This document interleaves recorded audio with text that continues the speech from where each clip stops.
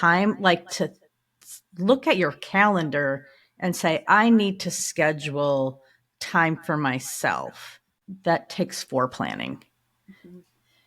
I found that having some sort of balance in my own life Uh-huh. has been really helpful, and it's something that I've really tried to inculcate into my raising my children as well. So when Mm. I would sign them up before they had the choice, when I would sign them up for things, I had some variety in mind. I wanted them to study some sort of music, so an Right. artistic expression, and discipline as well. And also some sort of sports activity, some sort of physical activity. Uh-huh. And of course, I was like many parents, I wanted them to do well in school. Um, Right. so I think Yeah. the same is true for myself. I certainly was and have been very invested in my work.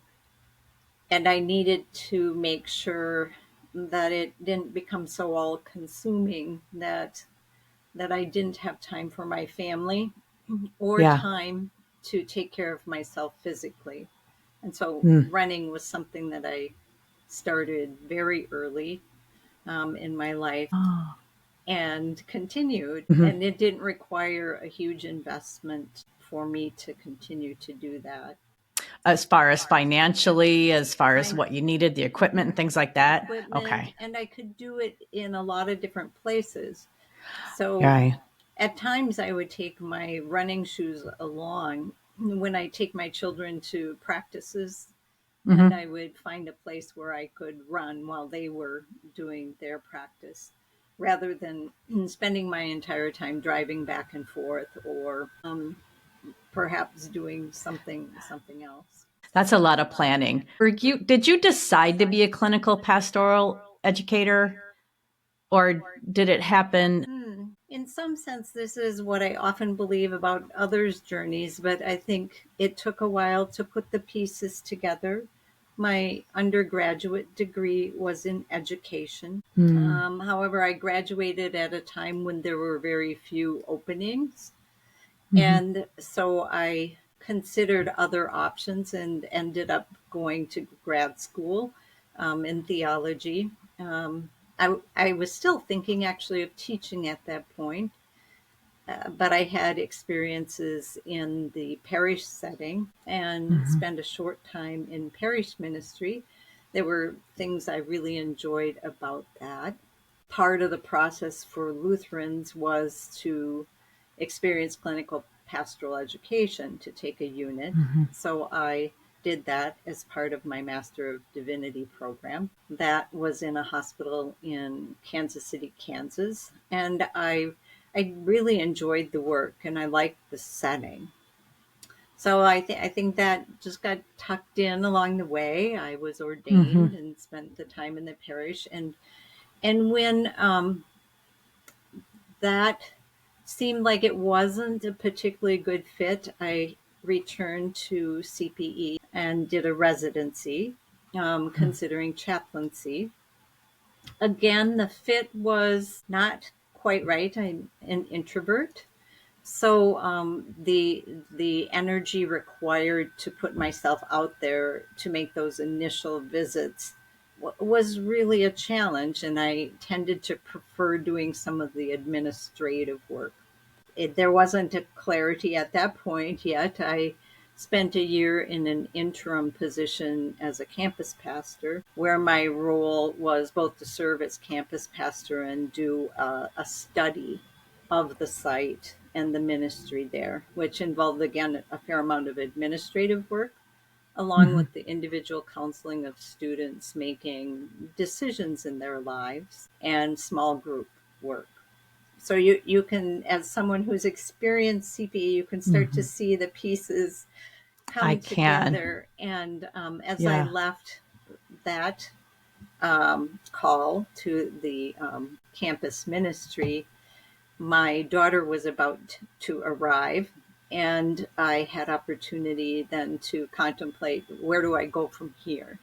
And as I thought more about it, those pieces started to come to the fore: the education, the hospital setting, Mm-hmm. the individual work with people making decisions about their lives and reflecting on their Mm-hmm. past, the small group work, with some clinical hands on work as well, but not Yeah. the hours that a chaplain would spend making visits and being out there.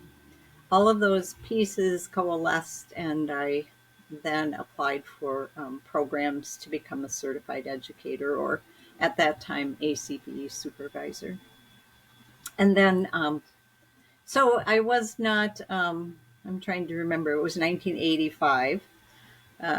So it was still pretty early in my career that I began my clinical education to become a supervisor or educator.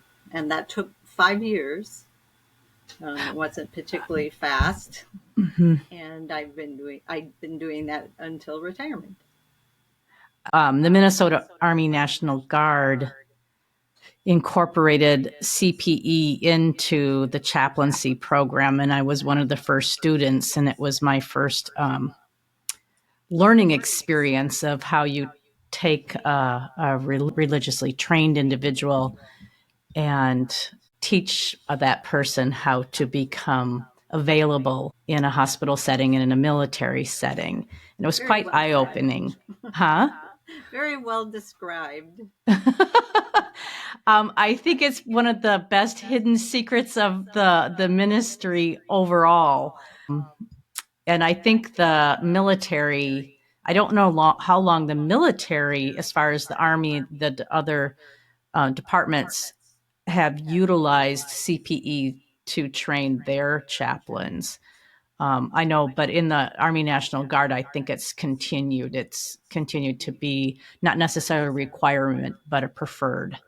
I, And so of course, remember you coming in as one of the first, and I believe you were the only female in the group that you were in. I Sorry, was. Stella noticed something. Um, so that whole program was the brainchild of the Minnesota Army National Guard. I've forgotten the lingo since I'm not a military person, but the person in Oh, charge, the chaplain in charge. it was probably Chaplain Morris. It was Chaplain Yeah. Morris, and I've forgotten Yes. the name of his role. He was just instrumental in facilitating that connection between the Minnesota Army National Guard and the St. Cloud VA and the CPE program there. It was Yeah. a wonderful program and really pulled together some of the best of CPE and the best of that kind of collaboration. Do you, how do you want me to address you? That's a good question. I suppose, in keeping with my most recent role, Chaplain Campbell's probably the formal version. Okay. If I weren't on a podcast, I'd probably say Linda is fine, Kelly. so, Okay. Okay. but I do try and maintain some sort of professional decorum when I'm doing Right. something more publicly. I am a reverend. That is actually Mm-hmm. my official title. However, the VA's preference and equalizer in some sense, since some people would have different degrees, was chaplain, and that was what our official titles were there. Are all CPE supervisors reverends or um, No, pastors or whatever no, that denomination? no. They are required to have the equivalent of a Master of Divinity degree. So that is Oh, an okay. academic requirement for them. And I believe some of the standards, of course, have changed, either before I retired or since I've retired.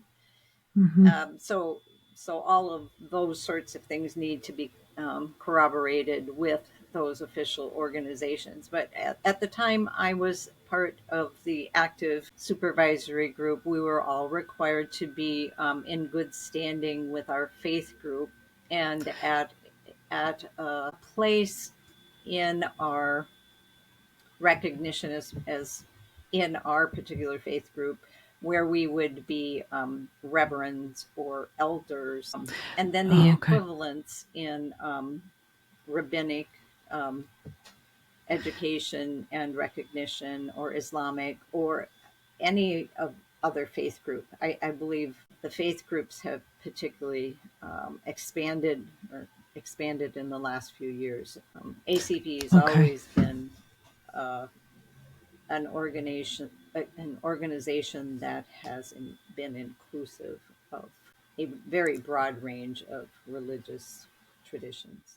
So I then, think it Chaplain. always has been a challenge to find the equivalency. What's the equivalent for Mhm. a Protestant reverend, a Catholic priest? What are those Mhm. equivalent credentials for admission? Because you have to maintain that spiritual or that faith component, because that's the foundation of the CPE of when you're with companioning with people or providing soul care, if you will. And I've so always it's seen it as an accountability for for maintaining good standing in that faith tradition, which is really, I think, a responsibility that we have to those we serve, mm, so that they have it's a kind of quality control that I have been mm, approved by my faith group, and I mhm, maintain my relationship with them. There's a communal aspect in CPE that's mhm. recognized as a way to moderate, I guess, the influences that could cause us to act on our own in ways that were not helpful to our clients. So it's a Yeah. rather complicated form of it's simply accountability and responsibility in multi directions. So we're accountable to ACPE to maintain the standards and expectations. Um, and we are accountable to our faith group, and we are accountable to the people we serve. The Oh, setting CPE is most often provided and situated in a medical, a hospital setting, in psychological care facilities, or similar settings in which there's an abundance of need. The person coming for the training is either being required, invited, or in fact might pursue the opportunity to do some reflection first about mhm, who they are theologically, what are their theological beliefs, how do they see the world, how do they understand the mhm, relationship between themselves and the world, the relationship between themselves and other people, and their internal understanding of themselves. Who are they?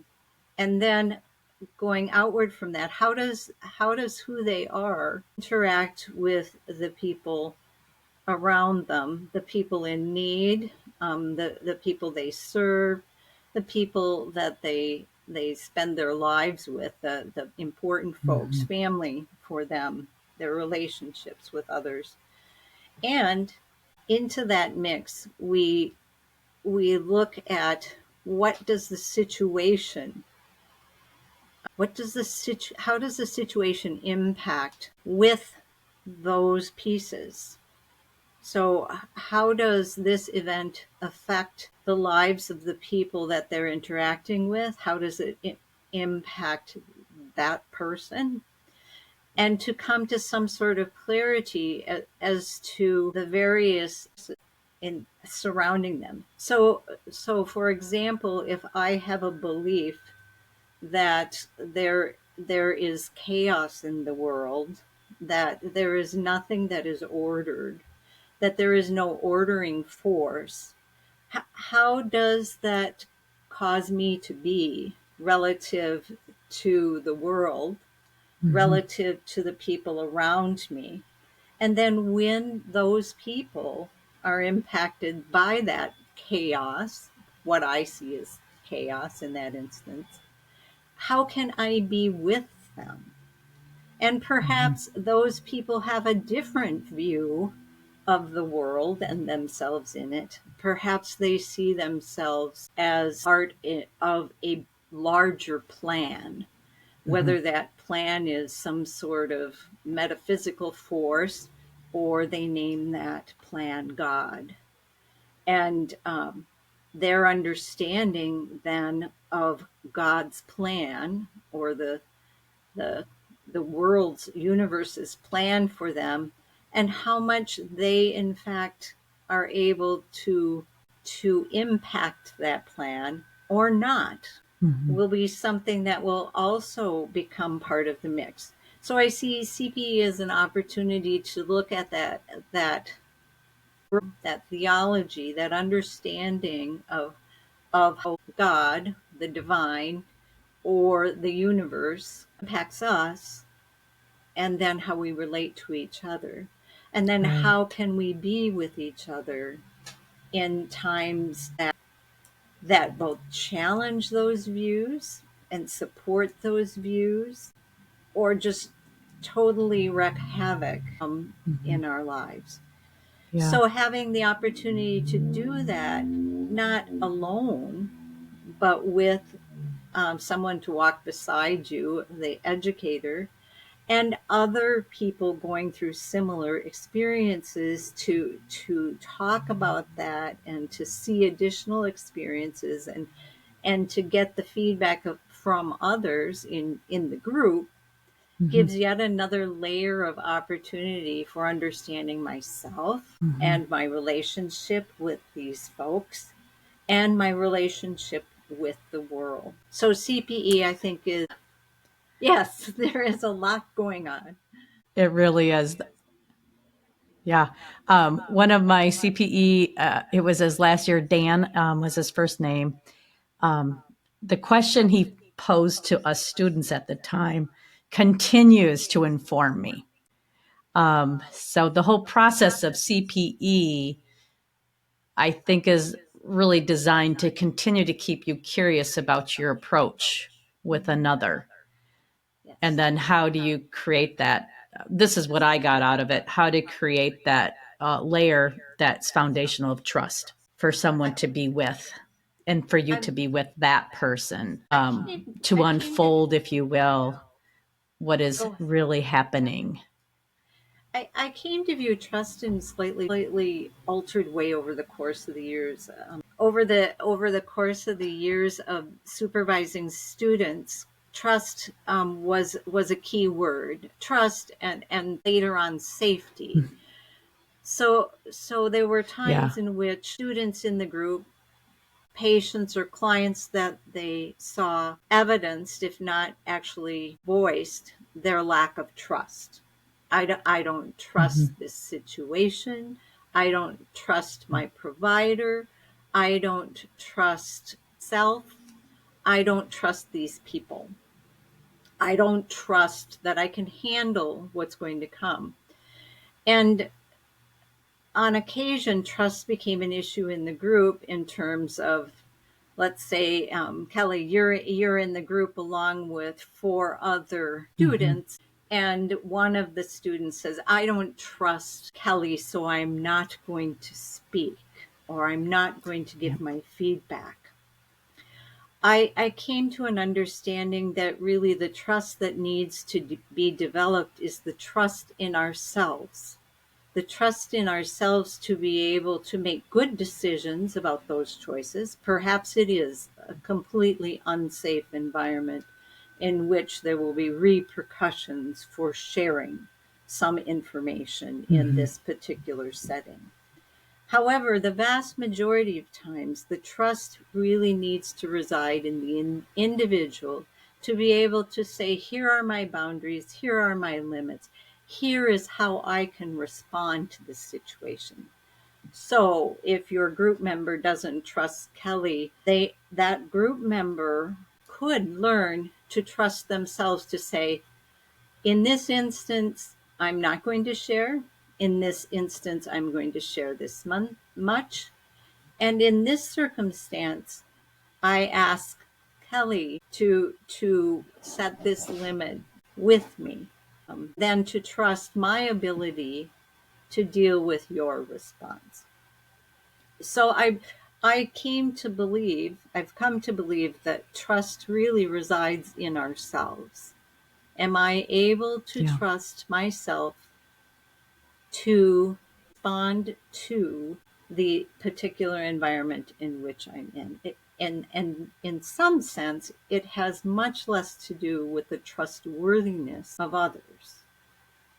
I don't know. You just reminded me of something that was a relatively recent revelation to me in terms of the role of trust in the group. Trust is something I can work on. It isn't something I need somebody else to change in order for me to trust.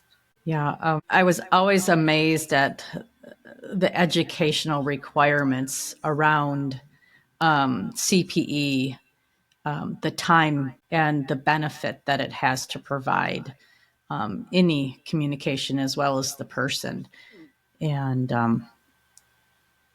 it's a hidden secret to a large degree in the world. And one of the things when I was in the military, there weren't as many faith groups that were recognized. They doubled the amount of faith groups that they recognized to provide service. And I'm sure that APC and CPEs adjusted also. I think you alluded to that in the beginning a little bit about how it's growing. And so meeting the faith groups requirements, educational requirements is part of CPE, which I think would be really a rich group when you get the diversity, because that's one of the requirements is I think you want more diversity in the students. The CPE is a small group training that lasts for at least a unit or a semester, correct? And the more diversity, the more opportunity each student has to reflect on who they are and then how they interact and those boundary pieces also. It's Am I really getting that helpful. right? It is really helpful to have a diverse group.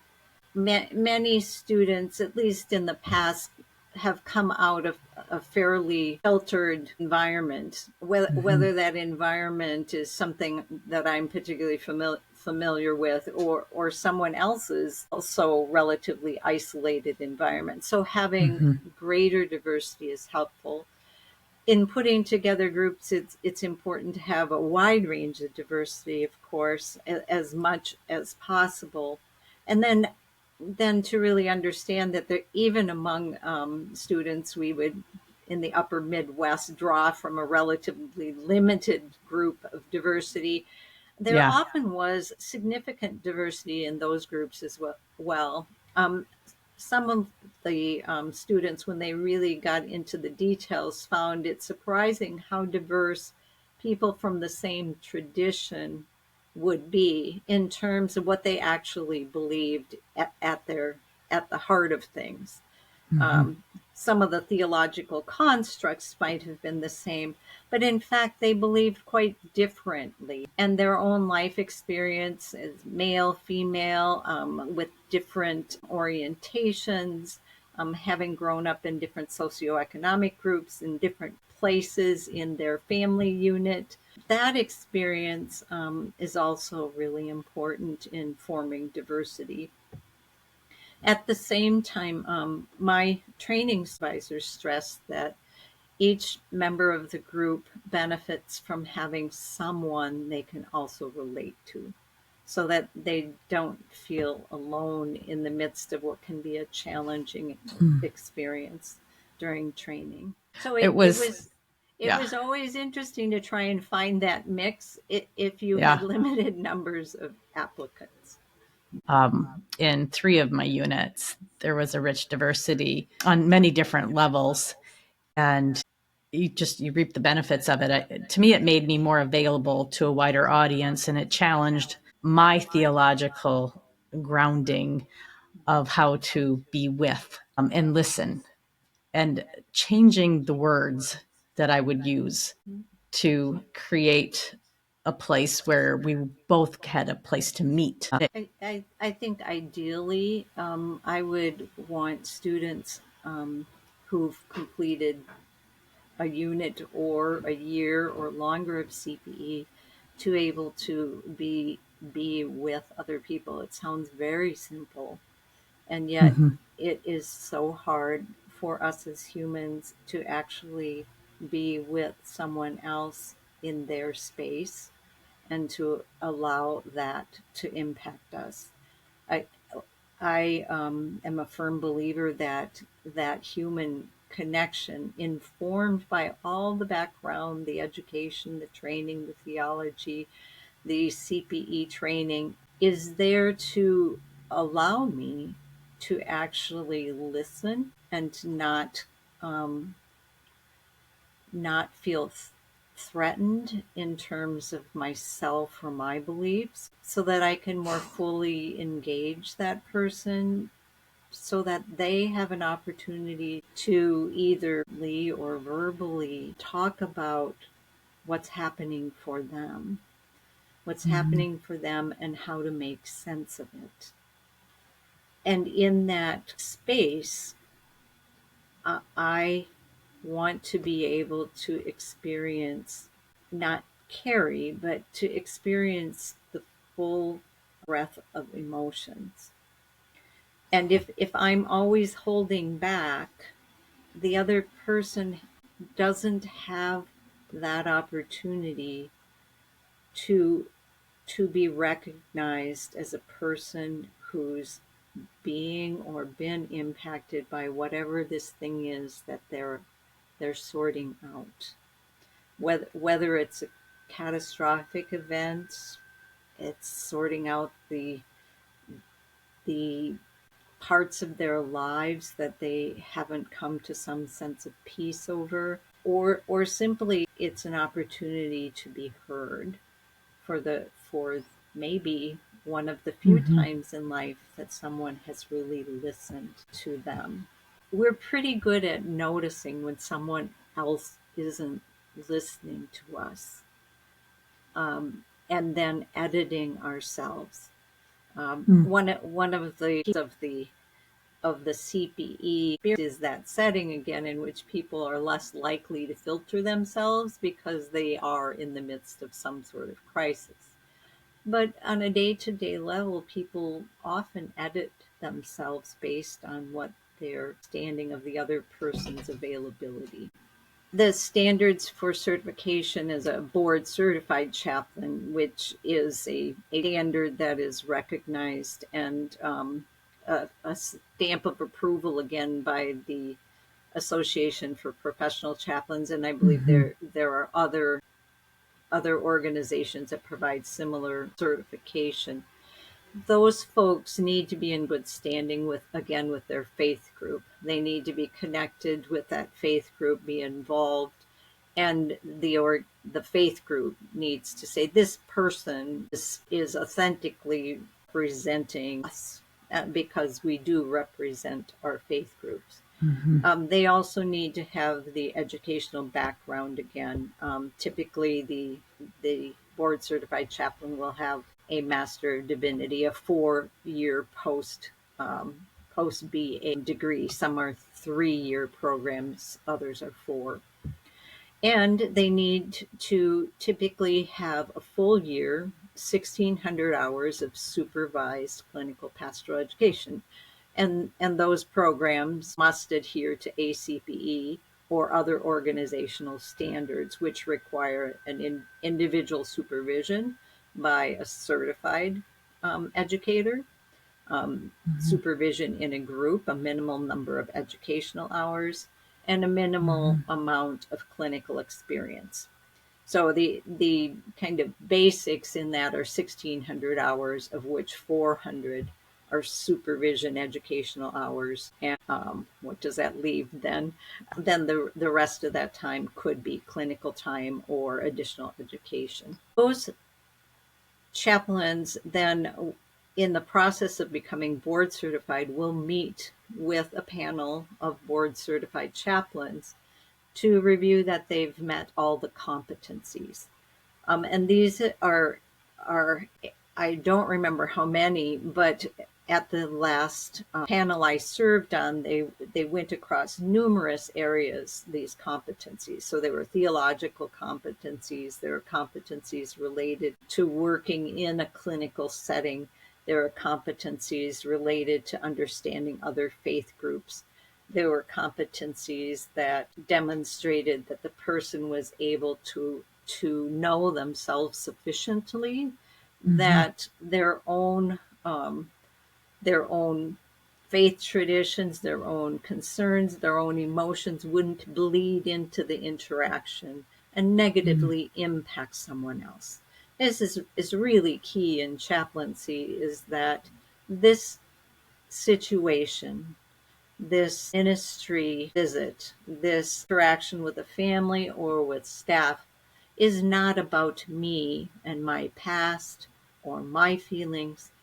It is it is their situation, and it's their opportunity to speak to their concerns. Mm-hmm. It is not my time to educate or train them. And in fact, if there is something, let's say someone comes and asks me, well, I have a child that I want to baptize, I might either provide them with a resource, or if I'm familiar with the Mm-hmm. particular aspects they're asking about, I may provide that information.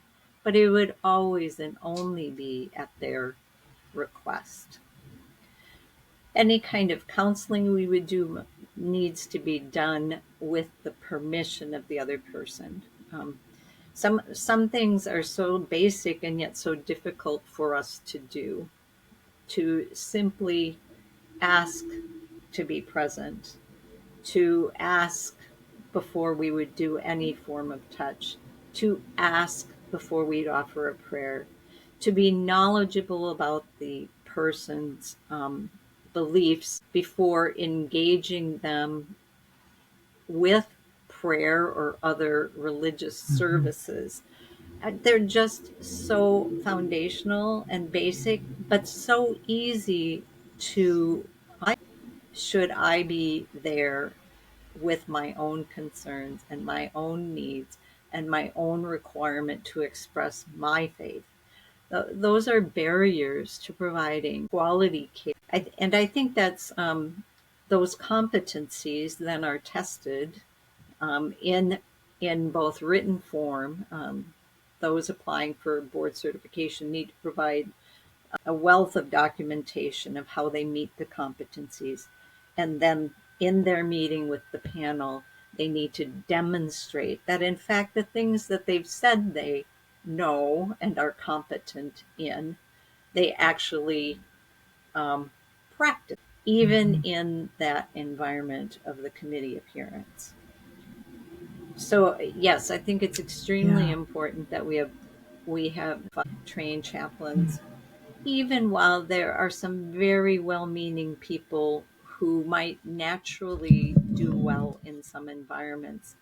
This is the opportunity, this is the path that provides that, again, quality control, that safety for patients and clients, that I'm not there for me, but I am truly there for them. If someone is interested in possibly at the end goal becoming an institutional chaplain, they work with their faith group, and there's a lot of work that has to happen before that.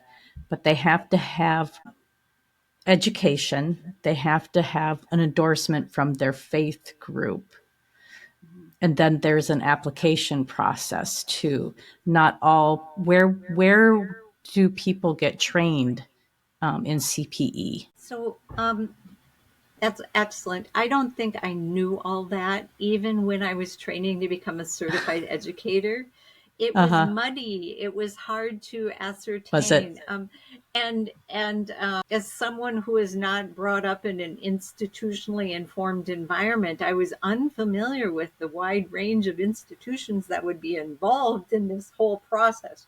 So yes, Mm-hmm. if someone, let's say we take somebody in middle school or high school and they would like to be a hospital chaplain, that person would would do well to speak with someone who is a chaplain.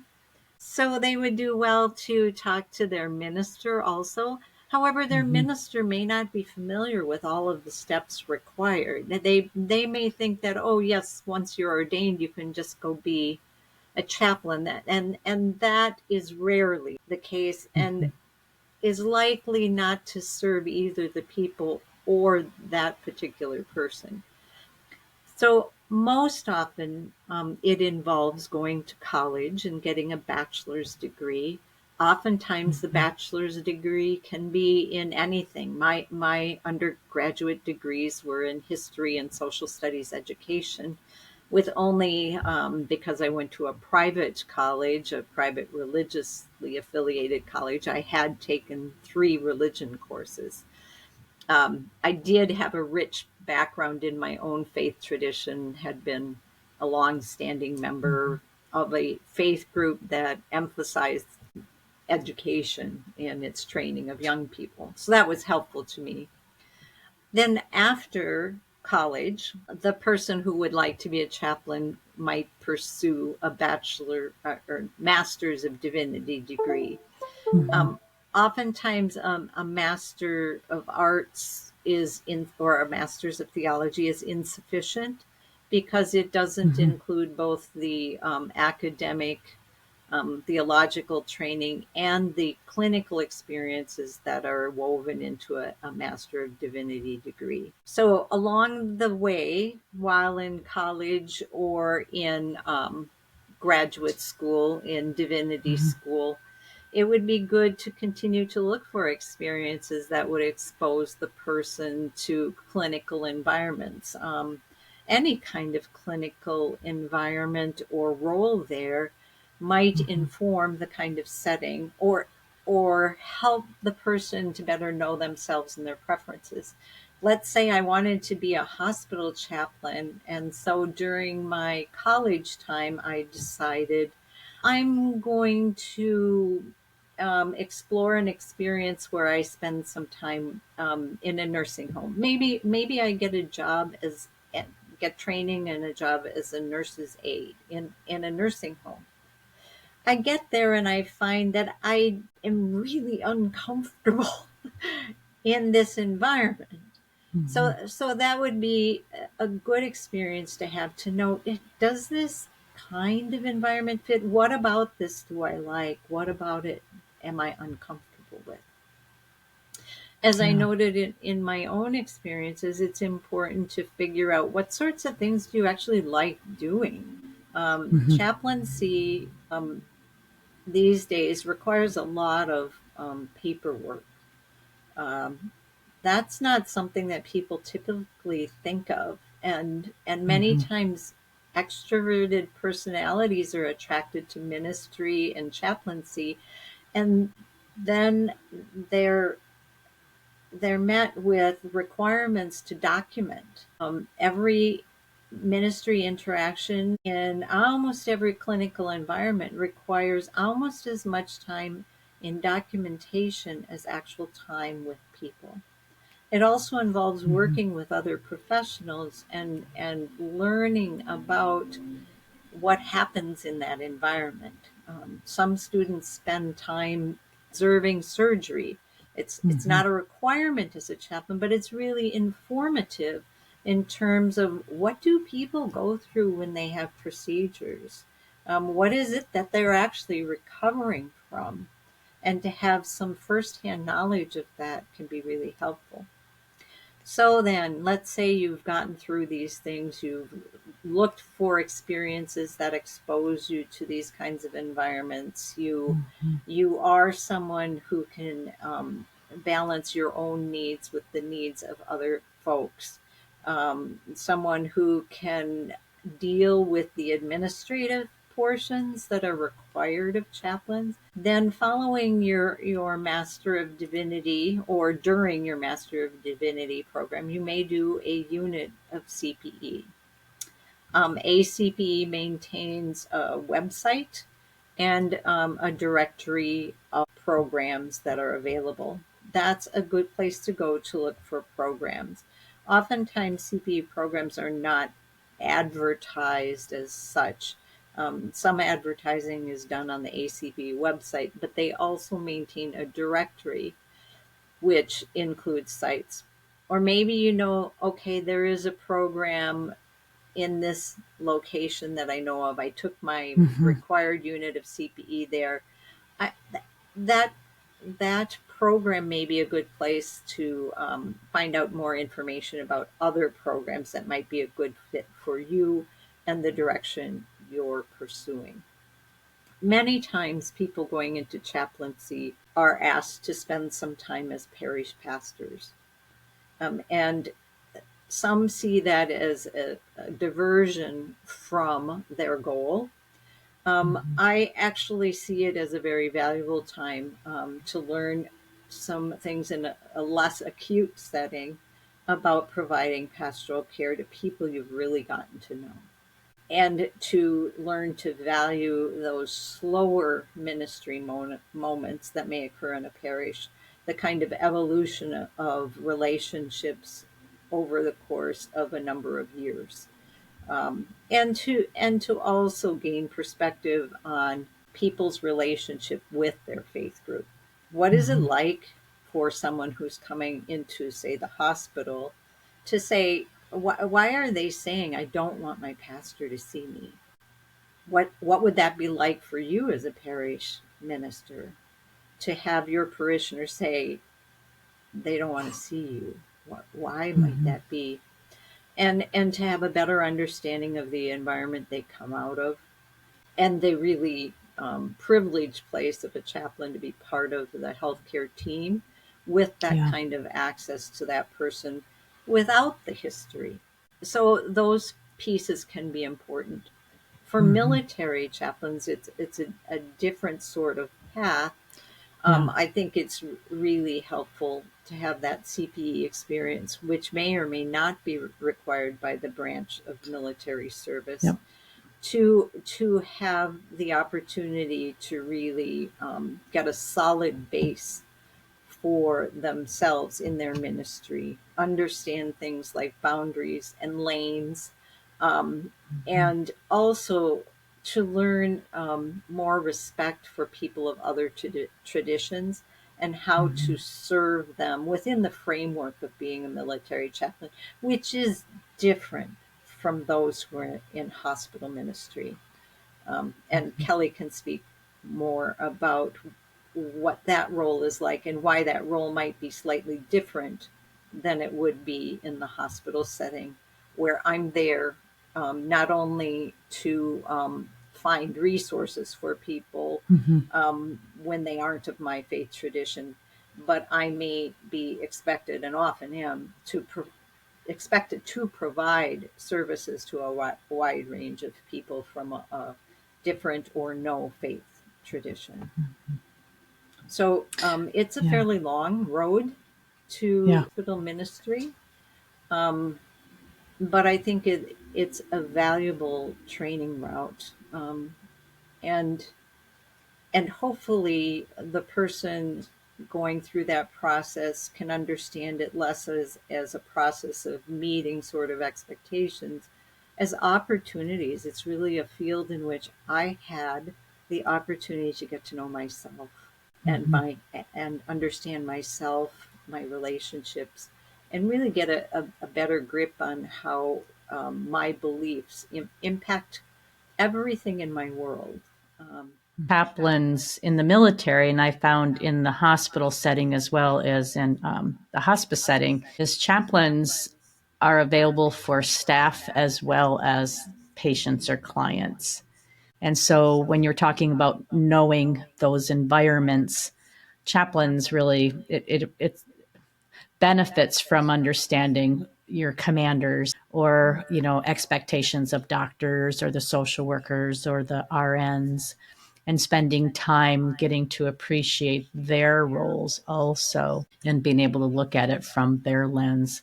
And the military, the expectations of commanders, and then how to help a commander be a better commander and all the decisions that go along with that. CPE provided a framework for me, and I think provides a framework for chaplains to be able to appreciate just being in those settings and listening in as functional medicine starts to take its place in the Western world. I think chaplains are equipped to fill those needs in that environment, that holistic way of looking at a person. You use some really key ideas there. I think structure has been really helpful to me. Not everyone values structure, but I think the structures help me to understand those roles that we have, and those roles inform our relationships. I like to use the language of agreement or contract. We negotiate with people what sort of relationship we're going to have with them, and those relationships are different based on our role in the VA, which is a different setting from a general hospital setting. The patients are veterans, but they have a choice as to whether or not they're going to interact with the chaplain. There are some requirements that we do some sort of basic assessment of a veteran's spirituality when they enter that environment, and that's something I negotiate with the veteran. I'm going to ask you some questions. I need your permission to do so. We don't have that same relationship with the staff. The staff are not in the facility to receive chaplain services from the chaplain. However, I can be a member of the healthcare team that provides support and provides another perspective. Again, those requirements of the role are important to remember. There are boundaries there. They have access to other folks for their spiritual care.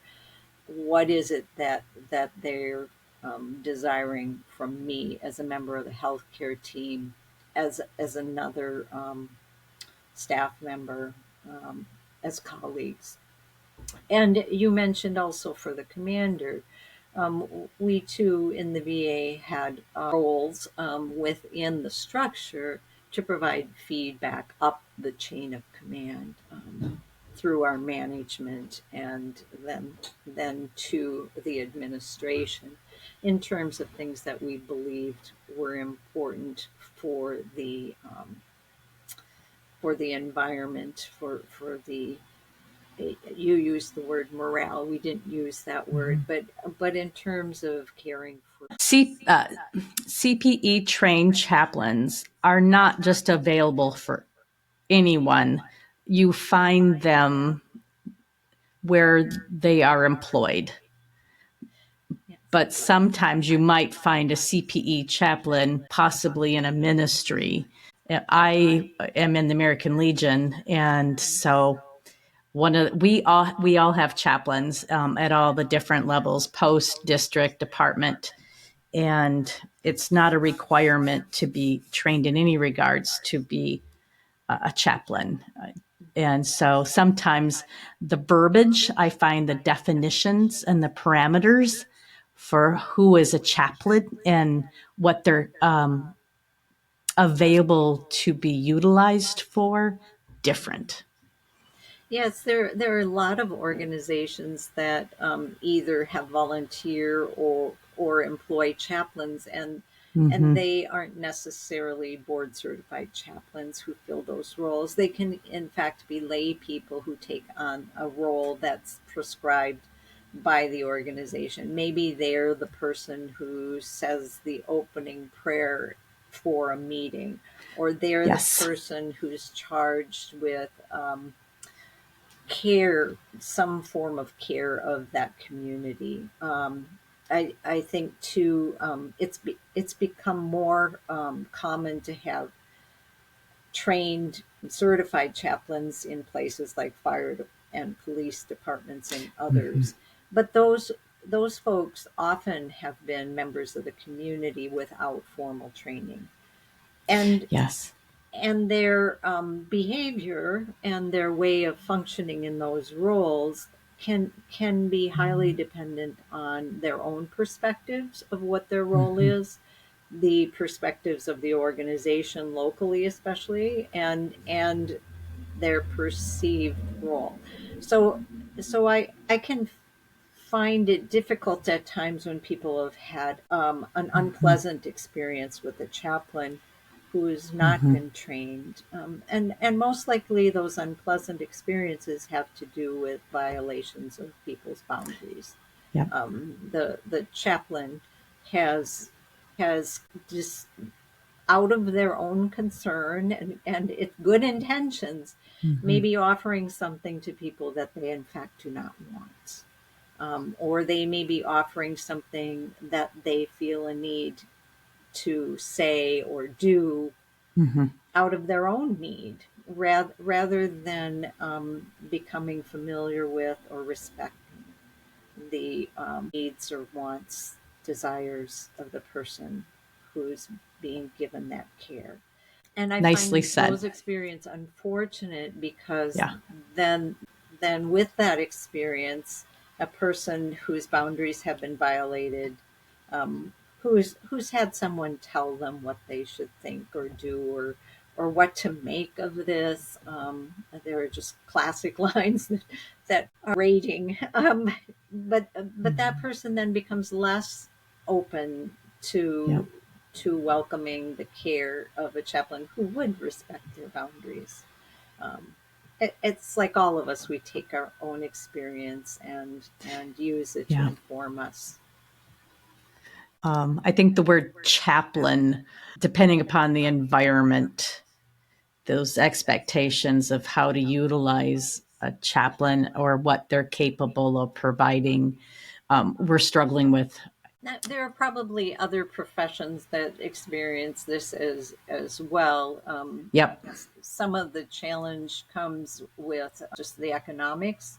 Um, if you consider the training that's required to become a board certified chaplain, Mm-hmm. that, that can parallel what it takes to become a specialist in any other field.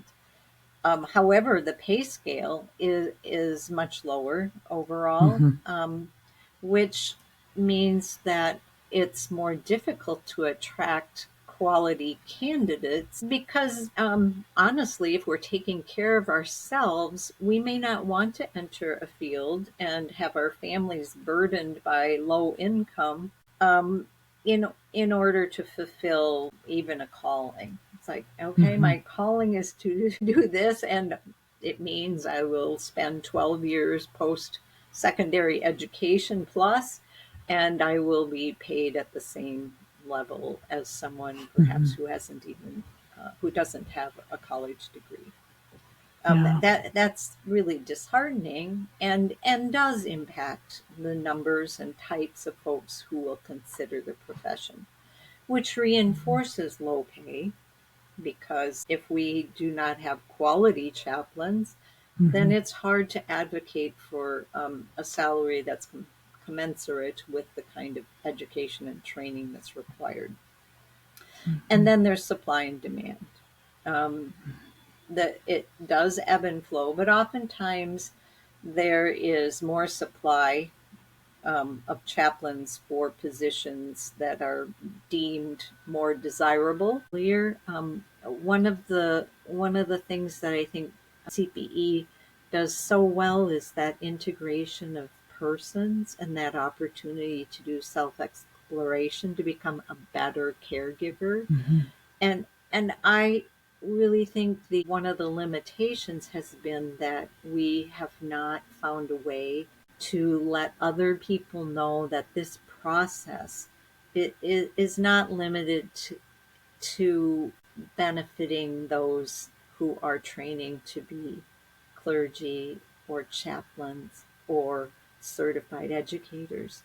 This is a process that would benefit people in many different walks of life to have the opportunity with a Mm-hmm. small group of peers, and with the guidance of someone who's been through this training and self reflective process to to share their experiences and have opportunity to talk about them and better understand, again, who they are and how they relate to others. Thank. If anyone is interested in learning more, yes, www.acp.edu. thank you very much. Thanks, Kelly.